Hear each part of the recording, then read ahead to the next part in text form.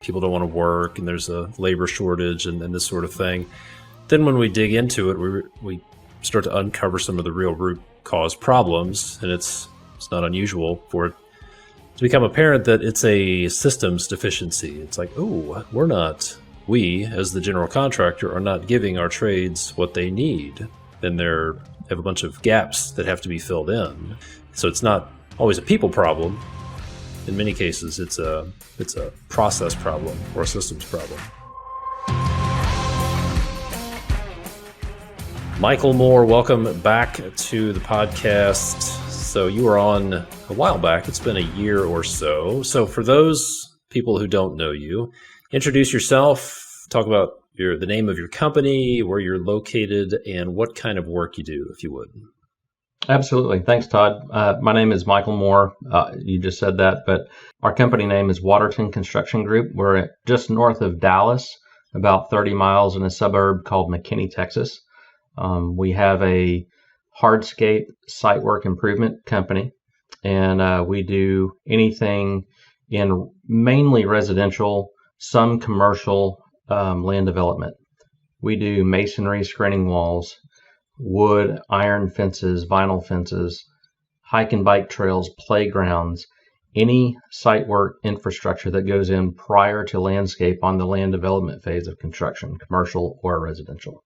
And we've been in business actively full-time since 2013. We started our business doing high-end remodel in residential and transitioned over to full-time hardscape in 2015. Interesting. So let's talk about that. Let's talk about that transition from remodeling to the type of work you're doing now. What led to that transition, and what did that look like? Yeah, so that's a great question. I worked for another hardscape company. Let me back up a little bit further than that transition, just so people have a full idea of what's going on here. So back in about 2001, my wife and I moved to the DFW, Dallas-Fort Worth Metroplex, and I started working for a large production home builder, publicly traded home builder, and kind of worked my way up. They had a program called they literally called it boot camp. It was a 3-month long, quarter-long program that seemed like it was a year and a half long, but it was really only 3 months. Intensive training, intensive customer service training, and intensive construction knowledge training. And it was kind of a sink or swim. You do or don't. You get in and you start learning, and at the end of that 3 months, you have a job or you don't. And in the previous job I banked everything that we had and moved my family across the state for this opportunity. I wanted to transition careers, and we did, and had a almost 1-year-old daughter at the time, and moved to the big city, which I'd never been part of before, and came in and started working. And so I had a lot on the line, a lot to learn, and I did. And we worked really hard. My wife and I worked really hard, sacrificed a lot, and transitioned. And then I went through production home building for probably, I'm trying to think, about 7-8 years. And I worked my way through the ranks from just a grunt to a trainee to entry-level builder to a lead field manager, managing 4 builders and about 30 closings a month per neighborhood in our neighborhood, to an area manager managing 6 or 7 builders, and 6 or 7 communities and probably 15 to 20 builders at any given time. 20 would be on the very high side, but learned a lot, and then transitioned in 2008 to a different hardscape company. I wanted to transition and get a different scope of work in the different market of the subcontract world, and did that and worked there as VP of construction for 5.5 years. And then there was a change in ownership, and I was let go. I was fired. I was canned, whatever word you want to put on it. And that was hard. Put a lot of effort into that place, and learned a lot. But that was a rough go. And when I came away from there, I came away with a lot of knowledge and a lot of motivation. And long story short, had a non-compete agreement that kept me on the shelf for a while that I agreeably signed, honored. And during that time, I went back to what I knew, which was home building and remodeling. And we did that for about a year and a half to 2 years, transitioned out. And then I went back into hardscape, which what I figured out over those 5.5 years is what I really, really loved and enjoyed. And so that's kind of how we got where we are. So let's talk about when you were working for a production builder. About a month or so ago, I interviewed mutual friend, member of your CEO group, Andy Culp, and he also worked for a production builder, maybe the same one. It was the same one. Same one. Just different states. Yeah. So I'll ask you the same question. What were some of the best habits that you developed working for a production builder like that? The production world is not glamorous. It's not that custom experience and the high-end level, man, look at what we did. This is amazing type of experience. But what it does teach you about systems. It does teach you about process. It does teach you about goals. It does teach you about the business. It does teach you about the market. And if you're aware enough and can kind of, a phrase my office manager taught me years ago, and I love it and I adopted it. Carrie, if you're listening, this is to you. If you can look past your face and see the opportunity in front of you and what's going on behind what's right in front of you, there's a lot to learn in that world. The corporate environment, not for everybody, wasn't for me, but it taught me a lot. I'm glad I did it. And I came away with a better understanding for systems, operations, sequence management, right to left thinking. Todd, I don't think I understood what I learned there until you put the term right to left thinking in place in my brain. And then I was like, I get it now. And it just kind of clicked. And I was like, that's what they were trying to teach us, but couldn't articulate it. And you did a much better job at that. And it just solidified everything for us. So what is a habit or system or process that, looking back on it, was really valuable when you were managing all those homes and all those people? Anything come to mind? Yeah, for sure. I mean, I think that I was on the verge of getting fired there too. And it wasn't for lack of effort. I came out of boot camp as a top candidate, whatever you want to call it, trainee, whatever. And then they loaded me up with 20 homes. And I was overwhelmed. I was stressed, and I was working till 6 a.m. to 9 o'clock at night, trying to make it happen, working punch lists, trying to get, I don't mean to sound critical, but inferior trades to do superior work. And we were told that that's a great manager. When you can get great results from inferior people, you're a good manager. There is some truth to that. And there is also unicorn world where you're like, I can only work with what I've got. And you have to understand the difference. The interesting thing is there is a way to manage what you have. And I learned how to manage what you have at that builder probably better than anywhere else. And I worked what was available to me in the skills and talents that they had and manifested that into the best results we could attain. And not that we ever delivered an inferior product. We did not. It was just the best we could do with what we had. And I think the main thing, to answer your specific question, there was a system that I saw another field manager create. That was our title was field manager, that I kind of monopolized on. I saw him create a back in the day, a calendar schedule of a lumber drop schedule for the sequence. I mean, we were closing 20 houses a month in every neighborhood.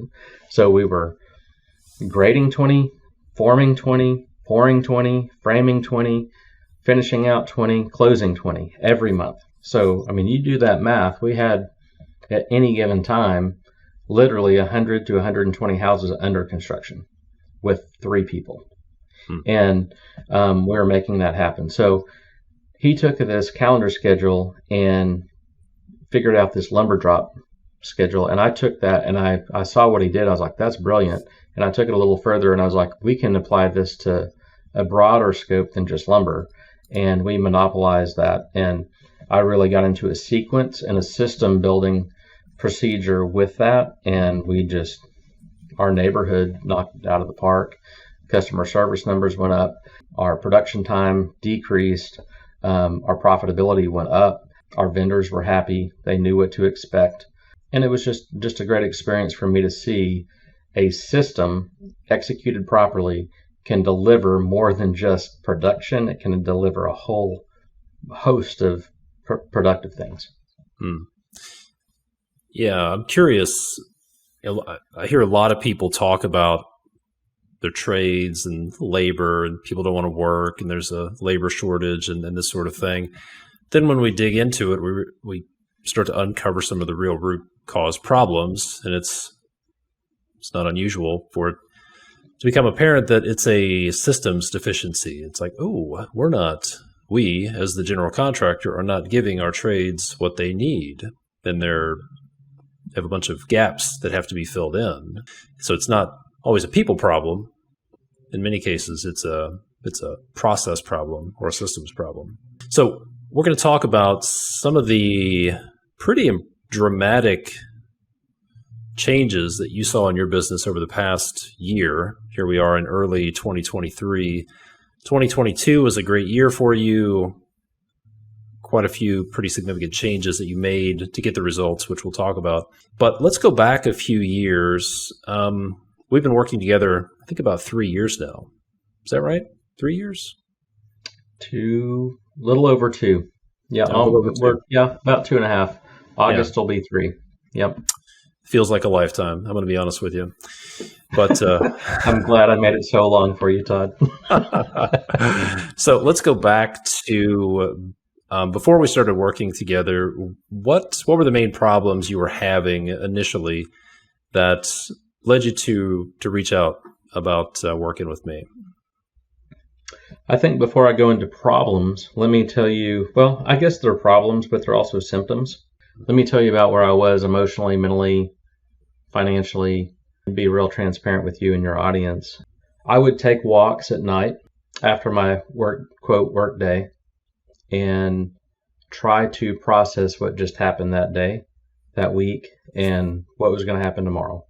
And I literally would do it, in some way I'd coin it as physical fitness, and I'd go on jogs/walks, and I'm not the,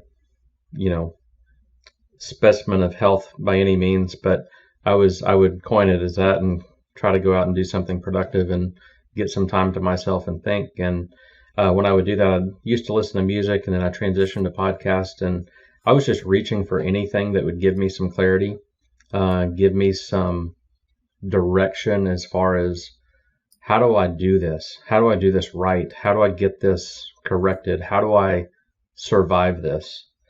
And I really, really do think that probably 2017 to 2019 was just it was hard.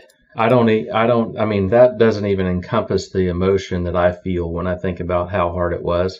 We took a great leap. We took on debt. We took on a lot of things in a hope and with a plan, but that things would work. And the biggest thing that was lacking was systems and structure. And, I read a great book. I think you've mentioned it on your podcast in the past, and I think I recommended it to you at one point in time, The E-Myth.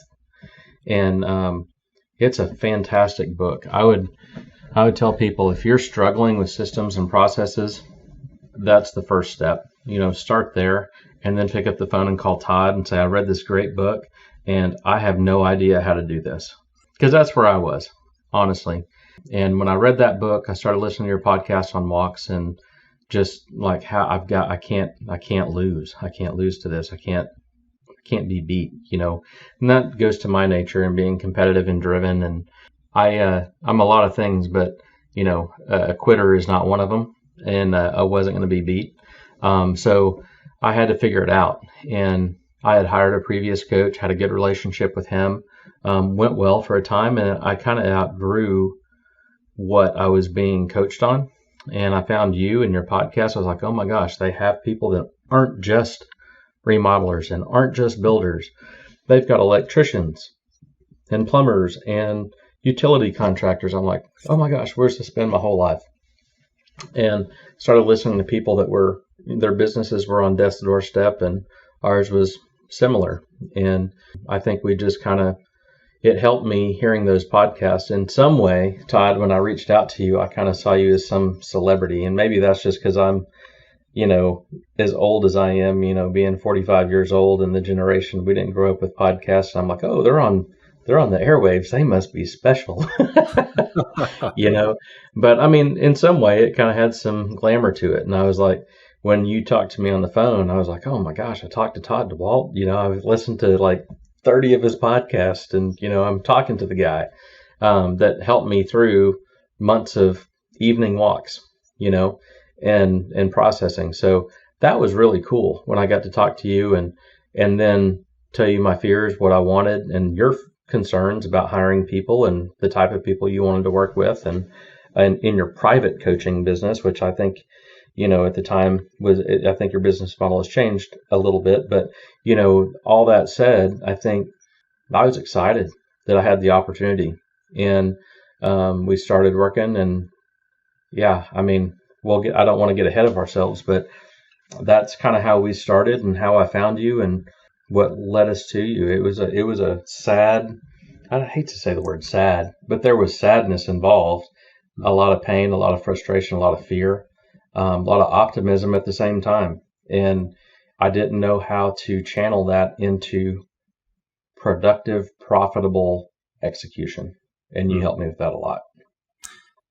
What did that frustration feel like back then? Oh, man, it was painful. It was hard because not just, I mean, the obvious is your family's depending upon you to produce. My own personal pride and reputation in my industry. I've worked here for, now, 22 years. You hang out, even in a large market like Dallas, Fort Worth, in my niche. I mean, people know each other. I mean, I'm now seeing second generation people come through. And so, yeah, I mean, people know who you are. People know what you've done. People know where you've been.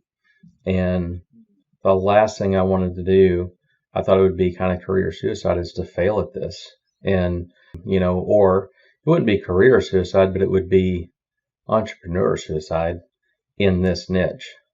And I didn't want to go back working for someone else. I wanted to make this work. We took the leap, and I wanted to make this happen. And my wife wanted to make this happen. And we knew it was the thing we needed to do, but it just wasn't all fitting together. Yeah. So if we go back to, I think it was late 2019, early 2020, somewhere in that time frame. What did your business look like? How many employees did you have, first of all? Mm-hmm. Well, I don't think it was drastically different from an appearance standpoint than what we are today. However, the effectiveness, the productivity, and just quality is so much better. And I do mean that from a quality of workmanship standpoint, but I mean quality of who we are, what we are, our brand, our values. It's not even the same. And, I think that starting in that time we started talking, and you implemented systems and procedures, and a lot of what your coaching program teaches, we implemented it. Because quite frankly, Todd, I was at a point where, like, I had to drop my pride at the door and say, I know we have a good concept here. I know we have the right idea. I know that we can execute on this and make it profitable. I know there's a niche for us. I know there's a lot that I knew, but the little I didn't know was inhibiting us from getting to what I knew was there. And it was the roadblock. And I think working with you, it just really just helped us kind of solidify what we knew to be a reality. And I don't even think I answered your question. I don't even remember your question, to be honest with you. I just went on a tangent there, but can you guide me back here, Todd? No, that's good stuff. So 2019, early 2020, sounds like the company from the outside, as you said, headcount wasn't much different back then. Yeah, I know So where how I'm many at. employees? Yeah. How many employees did you have back then? So we had 7.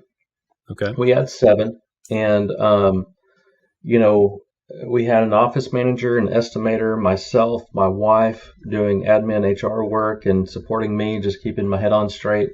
We had a project manager and an assistant. So, we had about 7 employees, and um, we're a general contractor, and we still are. We were then, we are now, and we were working really, really hard. Everybody on the team was, and I mean, from me down, I mean, everybody was working hard, but we weren't being productive and profitable. Lead that into today, if that's, I don't want to get ahead of myself either. Do you want me to kind of go into where we are today? In just a minute, I want to talk about Okay. how you got there. So, what were a few of the most impactful systems or changes that you've made in your business in the last 2 to 3 years that have really moved the needle for you? One, hiring you. That was a big needle mover. And being willing to be coached and intentional about the coaching. Number one. Number two, I would say was, you preach at the 80-20 rule, find the thing that's causing you the most pain, fix that, and that'll fix 80% of your problems. And the remaining 15 things probably assume or amount to 20% of the remaining problems. Then tackle those one by one. That was huge in grasping what that looked like in tangible, relatable issues that we were dealing with day to day. I think that getting a system for handoffs was huge. Getting a system for pre-construction to construction, that handoff was absolutely critical. We nailed that pretty quick, but it took a lot of effort. The handoffs are critical. The systematizing and just breaking things down into segments and working the segments instead of looking at the whole elephant, literally one bite at a time. But which bite you take matters. All bites aren't equal, and they're the same size, but they carry different weight and have a whole lot different result when you take the right bites. Yeah. It seems like one of the biggest changes you made was bringing in some A players, hiring some really top quality talent. So let's talk about what were some of the things that were holding you back from hiring A players? Because you've had a lot of employees in the past. Things didn't seem to be going all that well a few years ago. You decided to make a change, and you went after probably a higher level person than you had in the past. If you were to open the kimono a little bit for us, figuratively speaking, what were some of the things that you were most concerned about as you were out there recruiting for high quality talent? Oh man, imposter syndrome. That's a big one. Just thinking nobody's going to want to work here. We're too small. We're too country. We're too whatever. That came in a lot. I think, we can't pay enough, compared to the big Fortune 500 publicly traded companies. We don't offer enough benefits. We don't do all these things that I think every small business owner has got across at some point. And you're absolutely right in the fact that people, man, I don't want to say it's 100%. It's not 100% of success, but man, it's a big chunk. I don't know what percentage to put on it. And yeah, we did. We stretched our legs a little bit and did some things differently than I had done in the past, and that's, like the old cliche, doing the same thing over and over again, expecting a different result is the definition of insanity, right? Yeah. I mean, I was tired. I didn't want to do the same thing anymore, and what I was doing wasn't working. And that's not to say we didn't have good people come through our company. We did. We had good managers. We had some not so good managers. We had some good admin and not so good admin. I mean, I'm not trying to broad brush and say everybody before our team today was poor. That's not it at all. I mean, they were good people, and they had talent and they had skill.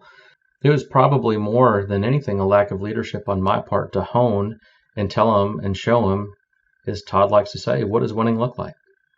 I couldn't tell him. I had this idea, but I never quantified it. I never defined what that was.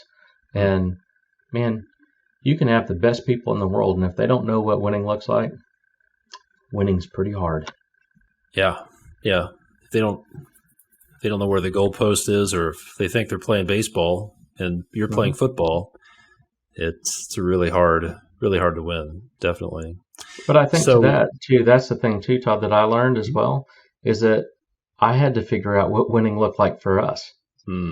If you as the leader don't know what winning looks like, or what success in your company looks like, good luck telling your people what that means. You have to know what that is. Is it a number? Is it profit? Is it time off? Is it working 3 days a week? What is it? Quality time with your family? All of the above? What combination? But you got to define it. You got to know what you want. Because until you know what you want, you can't make goals to support that path. You just can't. Yeah. I think a lot of people struggle with that question. What do you want? A lot of people, I know a lot of people would answer that question by saying what they don't want. If I said, well, what do you want? What do you want life to give you? They would say, well, I don't want to do this, and I don't want to do this, and I don't want to do this. Well, that's not the question. The answer is, what do you want? And that's tough.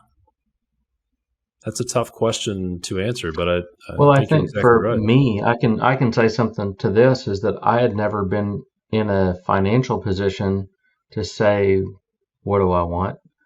I had never been out of the mode of the basic protector provider for my family, that we were in a position to think about anything else. So I never really considered anything beyond my essentials. I need to protect, I need to provide, I need to, be honorable. I need to create a safe environment for my family. Other than that, those were the basic needs. Those were the basics. So when you're trying to meet the needs of the basics, that's what you're focused on. But if you stay looking at the basics, you never get to the next things. And you've got to lift your vision. As Carrie says, look past your face, see where you're going, see what you want, and where you want to go, and you have to have a goal, and you got to have a direction to get there. I think so many people, they're just completely motivated by urgency and need. They do what they have to keep making payroll, to manage cash flow, and then it can be a real challenge for those folks when suddenly the business is profitable, it's running smoothly, they don't have to constantly look at the bank balance.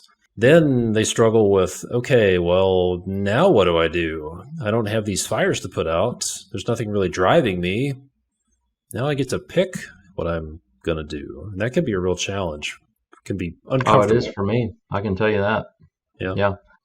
Some people say fear of failure, which I've been a victim of, and some people say fear of success, and I think both are applicable and kind of the same. Success is defined by what you say it is, not anybody else. So I don't put a number on that, or a revenue goal, or a profit number, or anything like that. That's relative to you. But whatever you call it, when you hit that and you meet that, you're posed with now what?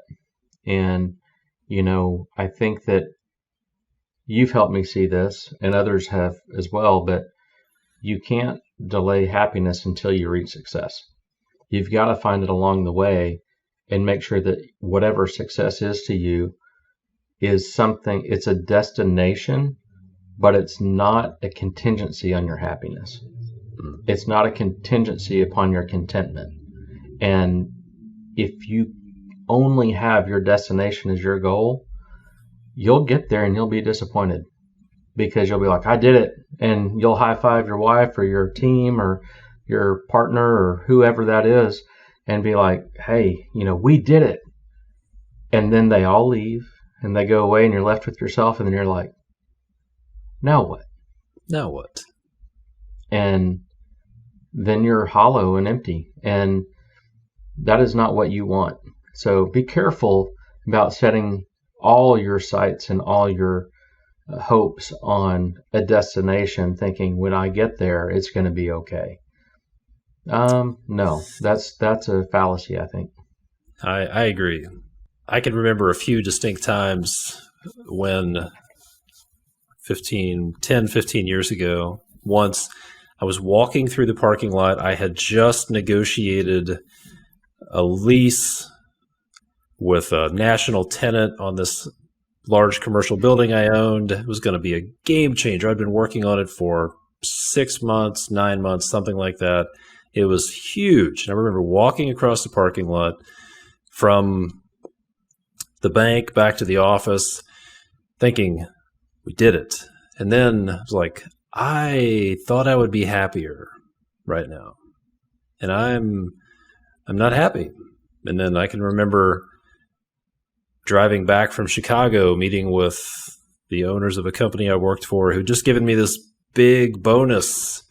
And not only was I not happy, I was frustrated. I think I was frustrated because I thought I should be happy. I should be happy right now. Why am I not happy? And it's because I had set these goals and put happiness on the other side of achievement and said, when I do this, then I'm going to be happy. And I tried that for a couple of decades and it just doesn't work. So for you, resultophiles, as I used to call myself, you absolutely love results and achievement junkies. Beware. Eventually you'll find out that there's no happiness on the other side of it. And wouldn't it suck to get to the end of your career? Like to be some 70-year-old guy who's spent his entire career and is retired and then not happy and realized, shit, I missed it the whole time. My kids are grown, can't work anymore, and I'm unhappy. That would be tragic. Yeah. No, I agree with you. And I actually think about that a lot. And even to that 70-year-old, though, I think what I'm learning about that is like, it's not over. Like you have to find happiness where you are, even for that 70-year-old at the end of their career. Like, what is it? Okay, so you don't have a job anymore. What makes you happy? What is your goal? It doesn't have to be work. It could be working on a fishing boat that you have that you're rehabbing, or it could be, working on your dragster, or it could be just doing home maintenance. Whatever it is, make it have purpose. It doesn't have to be a number. It just doesn't. And I hope people, if anything they get out of this, I just hope they know that whatever number is in their head, whatever that number is, it doesn't mean anything. It means nothing for your happiness. Mm-hmm. Yep. Good stuff. Okay. So you put these systems in place, focused on the handoff, focused on upgrading your team, started to articulate what winning looks like to your team. Take us to the moment when, if there is one, take us to the moment when you realized that the work you were doing was actually working to solve your problems. I thought about, you had asked me this question before, and I've thought about this a lot, and I was like, man, I don't know the moment. I've been thinking about the moment. I don't know that there is the moment for me, but it's a compilation of moments of when you start taking little bites and the right bites out of that elephant and the ones that matter, and you start gaining ground, and you're like, man, we've done more in the last 3 months than we have in the last 12 as far as advancing our purpose. Man, that's huge. And you see that, and you can see it in the numbers, and you can see it in the satisfaction of your employees and be like, hey, that's cool. Oh, this information lives here. I can find that easy. I don't have to call 5 people and come into the office and pull a file and do this and do that. That's kind of neat and rewarding. So I think it was to answer your specific question, Todd, I think I don't know if there's a moment. I can think of one moment that probably moved the needle for us more than anything. And it goes back to one of your previous comments about people. And that was when we hired our current director of operations at the time, was a project manager, Steven. He's great.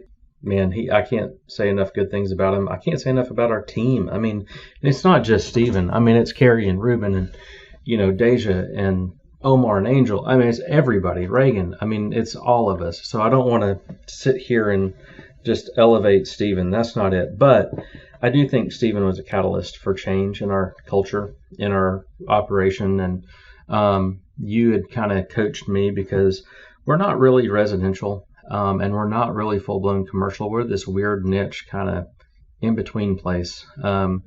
We're kind of like purgatory of construction. I don't know. We're just waiting to figure out what we are.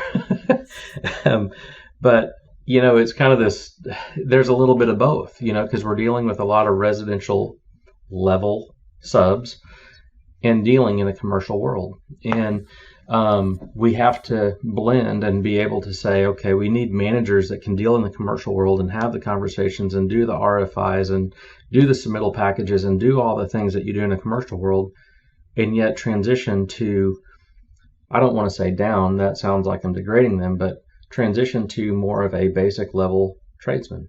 And how do we get this high level information orchestrated and executed in the field with people that don't even know what an RFI is or a submittal? What's a submittal? I don't even know what that means. I can mix mortar really well, and I can lay brick really well and stone, and I can pour concrete, and I can do that. Fantastic tradesmen. But business savvy, they don't understand the process. And you've got to be the glue. You got to be the bridge. And that can be a transition. I think we've done well at doing that. And hiring Steven, I think, was a big bridge for that and really catapulted us into another level of execution. Yeah, absolutely. All right, so let's talk about what the business looks like now compared to 3 years ago. Can you talk about some numbers, whether it's sales, revenue, and compare 2022's numbers to previous years? Yeah, I think when we reached out to you, I think we were doing roughly a little over $5 million a year in revenue. Not much for our market. If you're a residential home remodeler, $5 million is a ton. But in my niche, that's not a whole lot. So I don't want to diminish the number. I don't want to sound like I've already told you the number doesn't matter. It's relative. But we're doing about 5, had 7 employees, and we were losing money. And, I knew we were doing good work, but it was killing us. And we were producing good product for our customers, and we were doing good things. But it was really way harder than it needed to be for any of our employees or myself. And we were frustrated, and I didn't know. I was like, if we're working this hard, doing this good of work, there's got to be more to it than this. And I can't figure out what the missing link is. And that's why I called you. So to go from catapult from when we met and where we were to today, we're now kind of in the realm of 8-figure revenue, and we have 9 employees. So 2 more than we had. We increased our revenue almost double by only adding, 2 people. We've become more efficient in our systems. We have changed from our accounting system to a new ERP software. We have added Co-Construct as a communication software. We don't use it for finances. It just doesn't fit our model. It does. I keep going back. If I ever was a home builder or remodeler, Co-Construct, that's the ticket. I would do that all day long. But our model needs a little bit more muscle than that offers on the accounting and operation side. But the communication tool within Co-Construct is great, and we've definitely utilized that. So, and we still do, even though we have this other software. So yeah, we've implemented a whole lot. I would venture to say, and I don't know this to be fact, but it's just a hunch that I've gotten hearing our customers tell us that we're probably one of the most organized, one of the most best communicative contractors, one of the most responsive, and one of the highest executing contractors in our niche. And with that comes profit, extra revenue, and easier repeat business for us from the same clients. And Yeah, I mean we've revamped profits where we are profitable. We had a great profit last year. Don't want to divulge all those numbers, but I mean things have changed. We have gone from losing money to making good money, and Yeah. as a company, not just as an individual, not just me, but as a company, and offering bonuses to our employees and for their contribution to their what they've helped endure to get there. And if we win, they win, and that's what we want. That's our hope.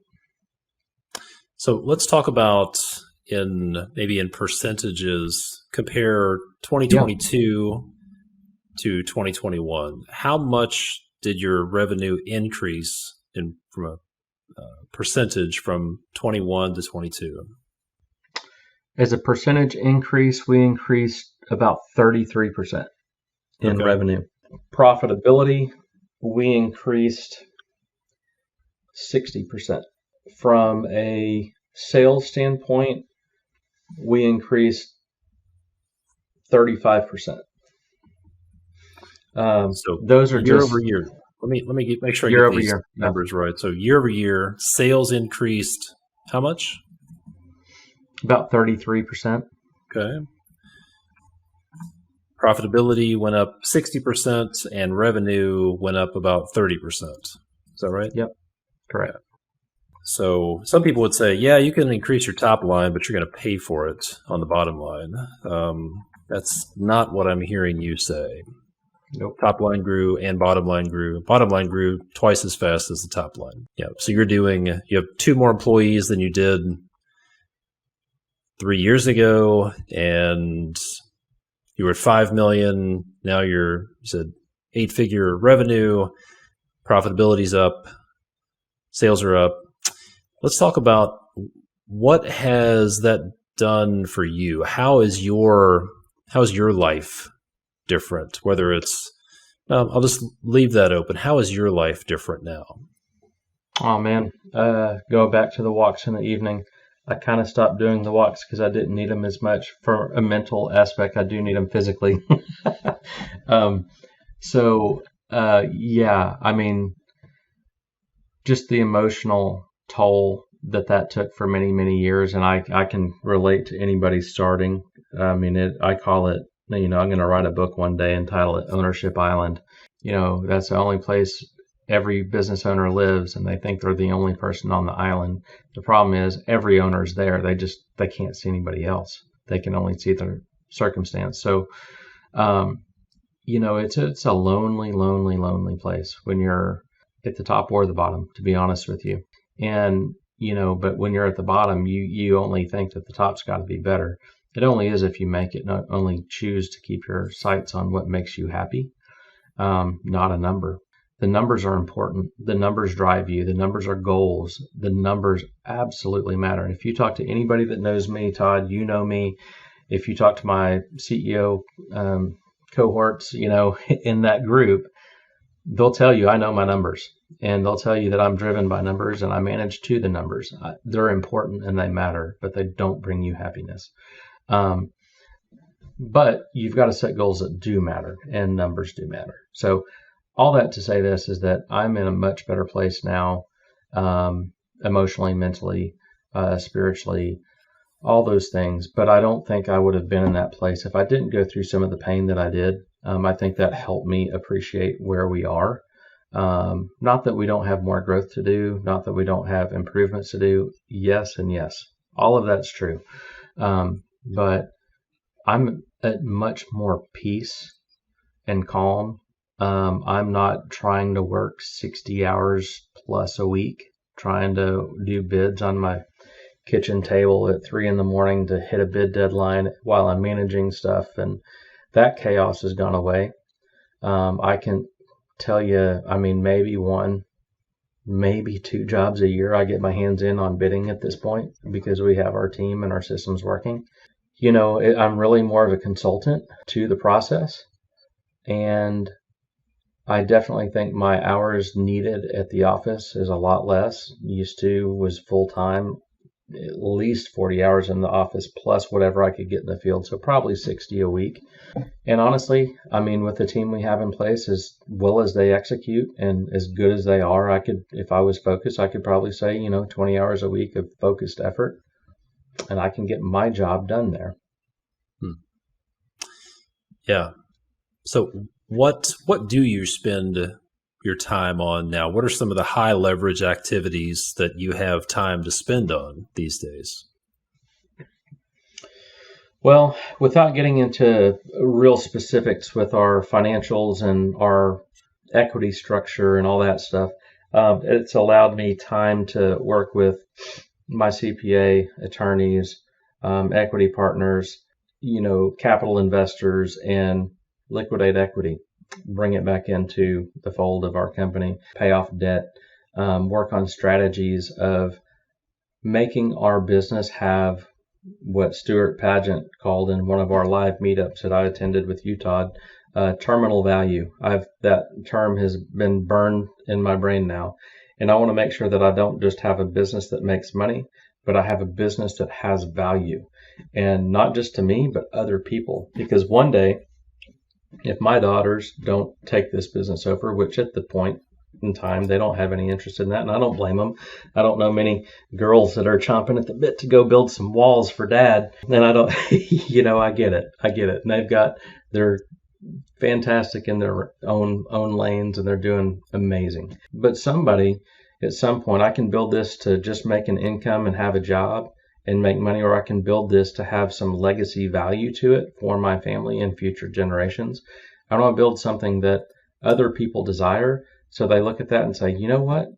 We can inject some capital into this with our muscle and some of our management and the management that they have in place and the team that they've built, and we can take this from a X number to this double X number in 3 years. Let's buy that thing and let's do it. And then I'm like, gladly, I'm your guy at some point in the road. And that's not now. I'm not ready for that. I'm not ready to hand the keys over. That's not it. But I want to make sure that we build something. You're going to put all this effort and energy and time growing something that works to make the ends meet for you and your employees. And then you look up 20 years later and you don't have anything sellable other than what you have to offer. They can't buy you. They can't. They can't buy an idea. So what do you have systematically that they want that they can regenerate? If you haven't built that, you've just got a job and a business that makes income. You don't have terminal value. Yeah, that goes back to that's what Michael Gerber, the author of the E-Myth, would say is there are technicians and there are entrepreneurs. Technicians have jobs, they own a job, and their business has no real value without them. Entrepreneurs build businesses, they own businesses that can run without them and have terminal value. Yeah. Yeah, that's a fundamental mindset shift for so many small business owners. So I'm glad you brought that up. Well, yeah, and I think that's interesting too. You hit on that, and I don't mean to get long-winded, and if I am, just choke me off, give me the, hey, cut it short, land the plane sign or something. Yeah, you're fine.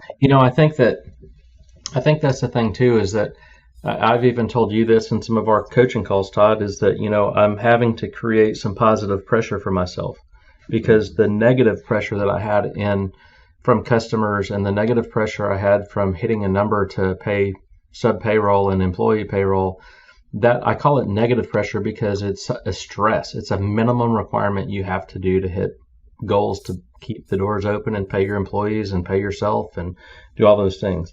Now I'm having to say, okay, I can work 3 days a week, focused energy, 2 days a week, varies, some days 5. It's not consistent completely yet, but what am I going to fill those other days with? And what positive pressure am I going to keep on myself so that those 2 or 3 days, I don't stretch them into 5 work days of mediocre work. I want to be high level, execution on those days, so I can then go do things that are what I call positive pressure. My brother and I, we've signed up for We Love to Bass Fish, And we've signed up for 4 bass tournaments between now and May. And we're going to go do that. And they're on Saturdays, but we have to go pre-fish. So Thursday, Friday, Saturday, Sunday, I'm going to be gone. So there's 4 tournaments in the next 4 months that I've committed to.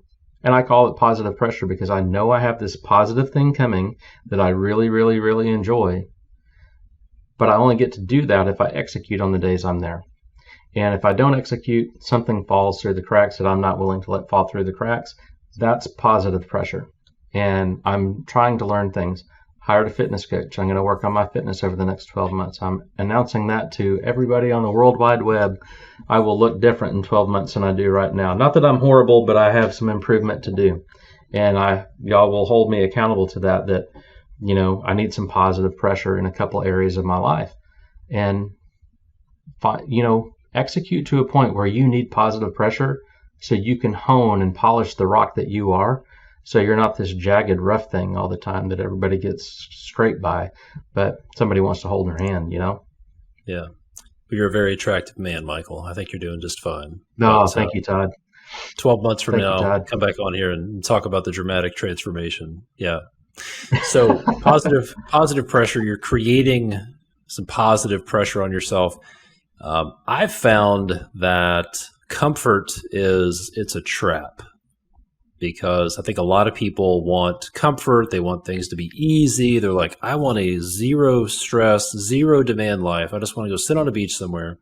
And I think that's a trap because when you have no demands on you, then there's no strain, no stress, no pressure whatsoever. That can actually induce, like for me, that creates anxiety for me. I start doing work for the sake of work. I get anxious. I don't feel like I'm doing anything. Like I struggle around the holidays, and we've talked about the holiday break and this kind of thing. But what have you found? What happens when you don't have that pressure on you? No, I think it's. I venture to say debilitating. It can be. You got to have a focus. You got to have some positive pressure and things that keep you honed in. I don't do well with downtime. I don't. It's not good on my mental energy, on my emotional energy, on my productivity. Things go the wrong way in a lot of ways for me when I'm not focused. And, with our CEO group, Todd, that I meet with, that's one of the things that I kind of figured out this year. Last year was a rough year for me in the holiday transition. I really kind of got in this funk I'd never been in before, to be honest with you. And I was like, what in the world is this? Is this depression? Is this, what is it? Like, I don't mind saying it. I mean, I just felt weird and I didn't know why. And, this year I had some anxiety because of last year going into that. And it was much shorter lived. It happened, but it was much shorter lived. And I was like, but I'm so observant to how I am. I was like, what was the difference? And I had more purpose this year. I had more drive into the next year. And I think that's the thing. I think in the transitions, like for me, going from one year to the next, you have these goals, these annual goals, and this pinnacle you're trying to hit. And you get to the summit of the mountain. And you're like, fantastic. And just like I said earlier, and you high five your wife or your team or your partner, and you're like, oh man, that's awesome. And then you go home, or you go on a walk, or everybody leaves after Christmas, and you're left with yourself. And what do you have? The bottom of the next mountain. And you're just like, oh my gosh, I have to do this again? And what I learned in this transition is, if you're waiting to really look at next year until next year, it's too late. You've got to run into next year with a running start. And we have sales, we have backlog. It's not like we're starting from zero. I don't want to paint the picture that we haven't prepared. Business wise, we have it. Mentally, I didn't. Mentally, I was like, all right, we're there. And then, now what? I got to start this whole journey over again. That was really hard, but it was really fun. But when you have no results and you start back at zero, that's a daunting task mentally sometimes. And so starting climbing again after you climbed all year, that can be a challenge mentally. So I learned, and we talked with my CEO group in the past couple of weeks, that, I think next year what I'm going to do is I'm going to set some goals going in November, December for the transition. This is what I want to accomplish in November, December, and January.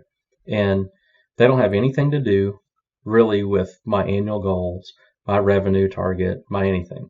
But they're going to be personal goals that I have, the things I want to accomplish in that time to keep me focused on positive pressure. As you were explaining that, I hadn't really thought about this before, but if you're setting annual goals, as you get to the end of the year, and if you haven't already set your goals for the next year, then you achieve the goal and everything just kind of comes to a stop. You lose all momentum. So I think part of the answer goes back to something I heard Jeff Bezos from Amazon say. People would come up and congratulate him and say, "Hey, great job on the results from this quarter." And his response was, like, the results we saw in this quarter happened because of what we did 12 months ago.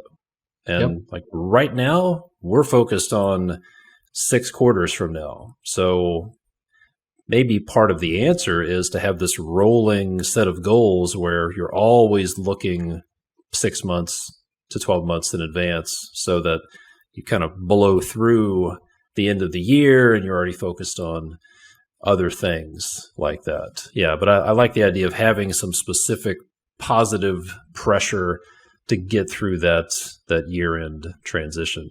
Yeah, and we do. And to your point, Todd, you've helped us with this too, setting 3-year goals and 2-year goals or 5-year goals, whatever that business model dictates. We have a 3-year goal, and I know that we hit the goal last year or came real close. We exceeded some and missed a few, but all in all, if you boil it down, did we win or lose? We won, and we hit our goals. And so I know, though, that's year 1 of year 3 goals. We've got to progress into year 2, and there's a certain mark that we got to hit for that. And to do that, I had to start that back in, May, June, July of last year. And so we're working towards that. We're hiring for that. We're doing the things to get us to our 3-year goal. So yeah, all those things happen. I think, to your point, this is really just a personal, mental, emotional, goal-setting opportunity to keep you whole, to get you into the swing of your next cycle. Yeah. So you've mentioned, we both mentioned the CEO group a few times. You've spent some time working in some group challenges last year. Now you're in a group of CEOs. What is the most valuable part for you about being in a group of other construction business owners? No doubt camaraderie. I mean, I think just the relationships you build with other like-minded business owners that deal with the same things you do and don't know how to, do this or don't know how to do that or have this challenge or that challenge, whether it's financial or personal or employee related, just having somebody you can talk to, because I don't mean this at all in an arrogant way, but, unless you're an entrepreneur running your own business, or you and your wife or your partner or whatever, understanding what that stress brings, man, I don't think you can understand it until you do it.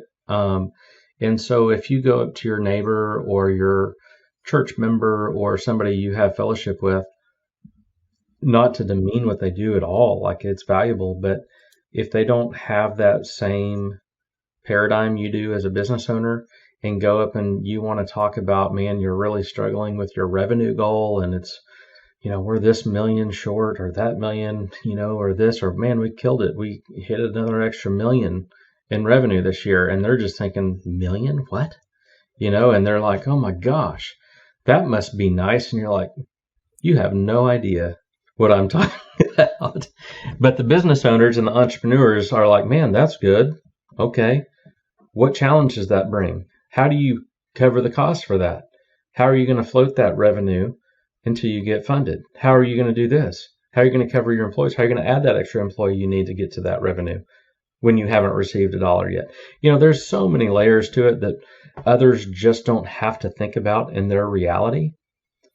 That meetup with people that get it, and there's nothing like it. There's no replacement for it.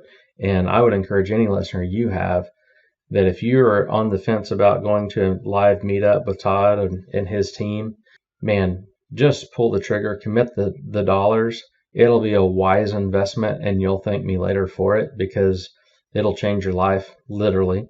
It'll change your business. It'll change your employees. It'll change your relationships. And you'll have people that you can rely on and count on. And when you have that bad day that nobody understands, you can pick up the phone and call your buddy in another state and be like, hey, man, today really, really sucked. I mean, it just sucked. And I had to let this person go. This person didn't pay me. I got a lien notice on this, and I thought we had paid that, and that invoice got missed. Now I've got this customer pissed off, and my wife yelled at me, and today just really sucks. You need people. You need people that get it and that understand what you're going through, because those days happen to me too. And, you just have to know you got people in your corner that understand it. Yeah, absolutely. One topic we've talked about several times is stewardship in business. What does that term stewardship mean to you, and how does it affect the way you run your business? Yeah.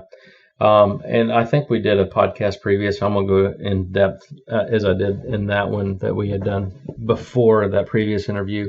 But, I just truly believe that this is not my business to possess and manage. It's really God's business for me to be a steward of. And when that clicked in my brain that it's not mine to manage, that I don't have to produce something for his kingdom or our family or our employees, it took a large weight off my shoulders of demand and pressure that I've got to produce this. I really don't, Todd. All I've got to do is go out day to day and work as hard as I can. And this is just my perspective. This is my paradigm, is that I'm a spiritual person.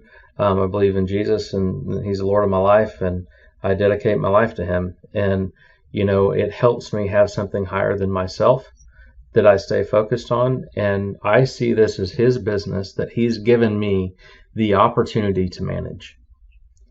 It's not mine to manage. It's his that he gives me the chance and the opportunity to manage. And when I go to work every day working for him instead of myself, I work harder for him and better for him than I ever do myself. And that's what I think stewardship is being a steward of what I've been given the opportunity to manage. We live in the greatest country in the world. We have the greatest opportunity to take a chance to start a business. And there are so many people in this world that would love the opportunity that we're afforded here. And I think for me to be a steward is to take advantage of every day that I have the opportunity to do something that 99.9% of the people on this planet don't have the chance to do.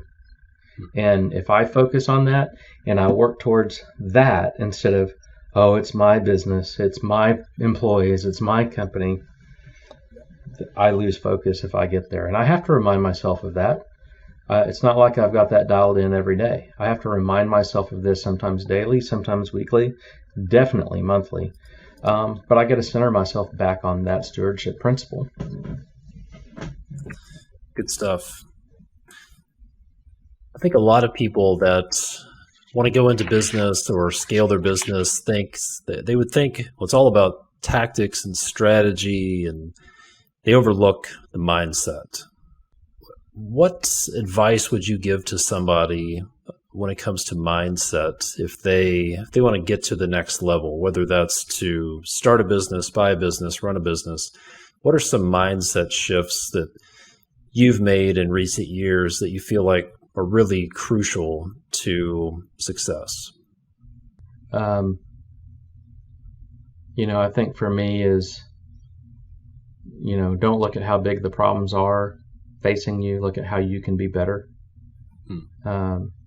If you focus on your problems and you focus on the challenges, we all have to have focus on those things, and we have to have plans for those things. But if you're looking at why this problem affected me, that's the wrong focus.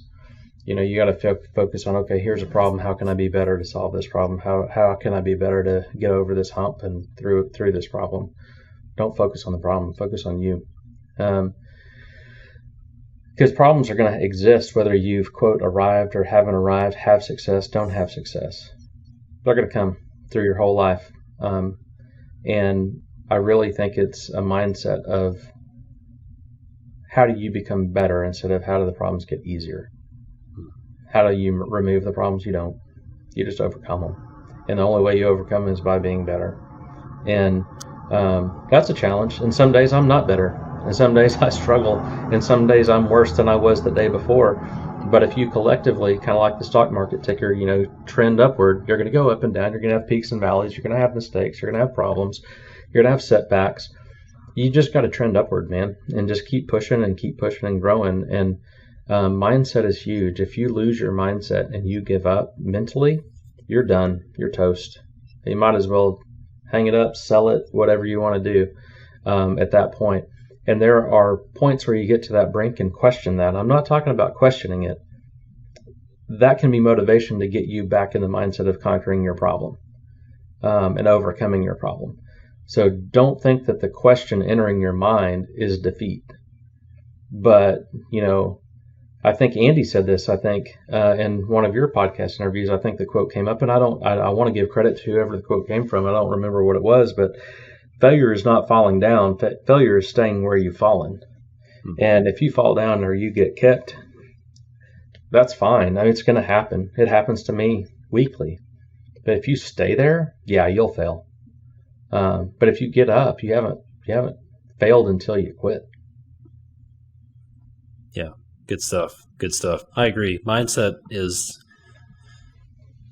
crucial. It's overlooked. I think it's the limiting factor. And I believe that if you're an entrepreneur, your mindset is the lid on your organization. Your organization will never grow beyond the point that your mindset can sustain, because it just won't happen. You're the lid. John Maxwell talks about the law of the lid, and we are all the lids on our organization. Our organization will never outgrow us. It will never outgrow our mindset. So good stuff. I think that's a good point, Todd. And I think that, I struggled with this personally. Like, do we just keep growing to grow? Do we keep increasing our revenue? And I've always been a proponent of I don't want to increase our revenue and just work more for more money if it doesn't make us more profit. Like, that's just madness. More work for what? To say we had a bigger top line number? Well, what did the bottom line do? Did it move? Did it increase? If not, why are you working so much harder and adding more people and more risk and all this stuff? And I think that's so true. Your mindset drives that. And if your mindset's on a number, you got to have a mindset that that whatever you need to know what is smart for your business and where you're headed. So you don't just keep thinking, I got to go bigger. I got to go higher. I got to reach for more. Maybe you do. We do. We're not there yet. We still have more to reach for in revenue and profitability, and we're going to get there in the next 2 years. But at some point we will get to a level where it's like, okay, does it make sense to continue growth mode? And if it doesn't, we need to back off. But you can't back off if you don't have the right mindset to know where you get your satisfaction from and your happiness. Because if not, you'll just keep reaching and you'll expose your business to more risk. You'll expose your family to more stress. And for what? For what? I think a lot of people get in trouble. They get out over their skis because they're looking for the next thing. And they're unhappy, they're unsatisfied, and they end up, there's actually a pretty fascinating case study I found several years ago about why successful contractors self-destruct. And the number one reason is the CEO, the entrepreneur. That's the number one reason why successful businesses self-destruct. It's because of the leader, the lack of leadership skills, the willingness to take on risks, their mindset. It's pretty fascinating. So I think that's a really good point. Got a few more minutes here. I want to be cognizant of your time. You've got an audience of a few thousand of the most progressive, talented intelligent construction entrepreneurs and leaders, not to mention attractive, I'm sure. Any parting wisdom, anything else that you want to share with these folks that you feel like they need to hear? I've got a few more adjectives to add to your last statement, and that's stressed out, tired, weary, sad, fearful. Because I know it's true. I was there. Yeah. It is what it is. And I don't disagree with what Todd said, and the fact that you are talented and attractive and have a lot to offer. I know you all do. That wasn't me being pandering. I know you know that.